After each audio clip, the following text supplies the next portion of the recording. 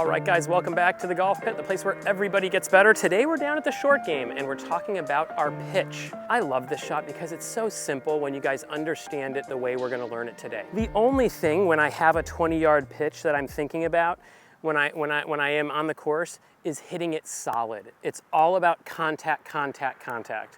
And today you're gonna learn the basic understanding of what allows you to hit this chip more solid and straighter every time. Okay, now I like to talk about the setup and how when I have a pitch, I'm just setting up a machine with very few moving parts, okay?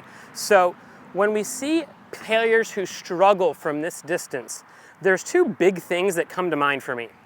Number one, the pressures in their feet and the movement of the lower body and the footwork, okay? The feet maybe aren't jumping around, they're on the ground, but the pressures are going back and forth. This causes a completely different low point without the player even knowing, and completely different contact every time, okay? So to set up this machine that's gonna help me make better contact every time, first we're gonna think about the lower body. Width of stance when I'm 15, 20, 30 yards from the green is gonna be about a club head apart, okay? We never wanna get in here with a wide stance. All right, we always want to be a little bit more narrow or neutral. I don't need you guys with your feet dead close to each other. That might be for more of a bump and run chip, okay? So about a club head apart, maybe a little more. Here's the big key though. We're making sure that we shift our weight and we put everything on the front foot. I really want to feel like my left leg is a metal rod going into the ground and my muscles are simply turning around that.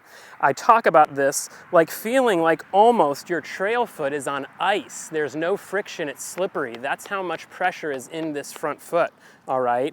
And as I make my move, I'm staying in that front foot and not using my trail leg as much, all right? That's how we stabilize the lower body and we control our low point. Now, the swing itself. It is not a wristy move. You're gonna feel as you hit these shots, guys, like your wrists are being very quiet, all right? Some of you, some of the older viewers may think of Steve Stricker, a guy who didn't use a lot of wrist hinge, right? So when I hit these pitches, I often wanna feel like this. When I have a player who's got excessive angle for this shot, I oftentimes have to tell them to feel like they're pointing the club straight back. You know what? It's my favorite thing to do because every time I do that, you know what they see? They see only the necessary angles that's created as a result of lack of wrist motion versus the excessive angles they create, all right? So we're gonna feel very passive with our wrists. Now the last piece, the connection. This shot is done with my rib cage and my upper body. This shot is done with my chest. All right, you'll see a lot of players hitting shots with a towel under their arms. This is to create the feeling of connection of the upper arms and the chest. The only thing that's really moving in this swing is my chest and my shoulders. My lower body will move, but my upper body and my shoulder turn will drive that motion. I never want to feel my hips get out of sync or lead in this shot. Okay, that's the full swing, all right? The last piece, again, the connection. I've got the towel under my arms or my shirt being tucked in. I've got the imaginary, and I always thought this would have been a great one, the imaginary armpit glue. What a great thing for golfers to just attach the arms to the body, all right? I've got my left leg being very stable. Now there's only one thing I gotta do. Keep my hands in front of my chest and keep the club in front of my hands. Those three pieces in my mind on these pitches are moving all together and they're being moved by my rib cage, all right? So let's take a practice swing and see how it looks. I'm gonna feel no wrists. I got all my pressure on my left foot, good. I'm taking my chest, hands, and club, moving them together, back and through, boom. 1, 2. 1, 2.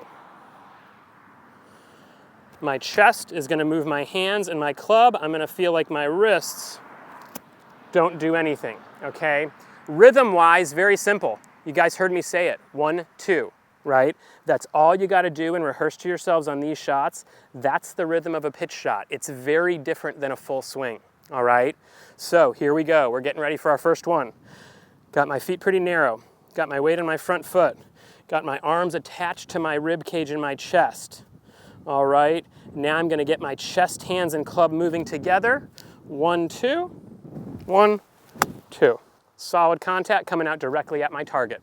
Great thing I like to feel, guys, for creating the connection in this shot, you could take your club, you could stick it just below your sternum, and you could just make some backswings. Look at this. Look how my hands stay the same distance from my body the whole time. Again, a very common thing that I see is players changing that distance. A lot of it is a result of the trail arm, okay? Now when this arm gets on top, and you can feel this drill right here, what a great pitching drill. Boom. To really feel the rib cage and the chest move the hands and club. I always talk to my students and I really diagram for them this triangle here that's formed between my arms and shoulders. That's just getting moved with my rib cage. The club then stays with it. And again, a wonderful way to feel it is to get that club prompt just below your sternum and just turn back and turn through, right? We stay on our left foot and we're well on our way to making good contact. Big key in this, guys, is the hands being soft. If there's any tension at all, it's probably more in my upper pecs and upper arms. My club head is softly touching the ground and my hands aren't gripping very hard. 1, 2. Good. So again, we're getting in there. We're creating a stable foundation with the lower body, getting the weight left. We're creating a connected upper body, one where the rib cage is getting ready to run the show. 1, 2. Boom, best one yet. All right, guys, thanks for stopping by and thanks for watching. I hope you enjoyed today's video on how to hit your pitches more solid. Remember, a couple components: keep the lower body stable, keep the upper body turning and moving that triangle. You do that with good rhythm and you're well on your way to hitting better pitches. Please like, comment, subscribe. We'll see you next time.